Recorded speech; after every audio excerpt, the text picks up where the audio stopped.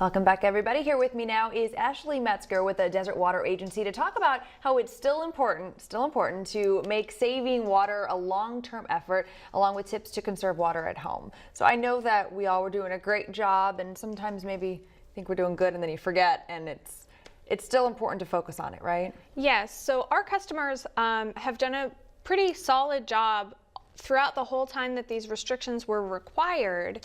And then the state kind of eased up, and we eased up a little bit too on our water restrictions, and we asked our customers, instead of, at first it was 36 and then 32, we just asked for 10 to 13%, which that's really important for us for long-term sustainability. And that number is actually tied to our local circumstances, whereas the 32 and the 36 were something the state was just kind of forcing us to do. We're the desert. We needed a different number. Yes. And unfortunately, we just submitted the numbers to the state for September, and they came in pretty low. We were at 8%. To what do you attribute that decrease? There are a lot of factors at play. One thing we did is the September before, people were only allowed to water 3 days a week. And this time, we eased up and let people water 5 days a week. They had the weekend as well because it was still so hot.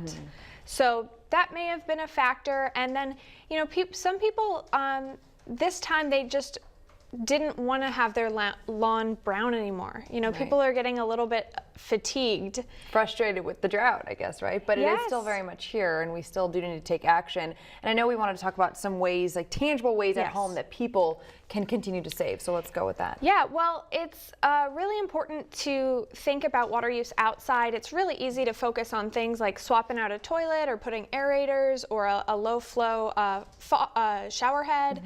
Those are ways to save, but they don't make anywhere near the impact of outdoor irrigation. That is where, if you want to cut the low-hanging fruit, go outside, turn your sprinkler system on, make sure it's hitting the right areas instead of the sidewalk or the driveway, and then make sure you don't have any broken heads or any sprinklers that need to be updated. And if you go from a spray head to one of the sprinklers that actually rotates, that will save you a good deal of water and actually distribute it more evenly and keep that grass nice and green, all across. Right. And I know that you guys are very vocal. If people have specific questions maybe about your property, they can literally just call you and you'll kind of walk them through what to do, right? Yes.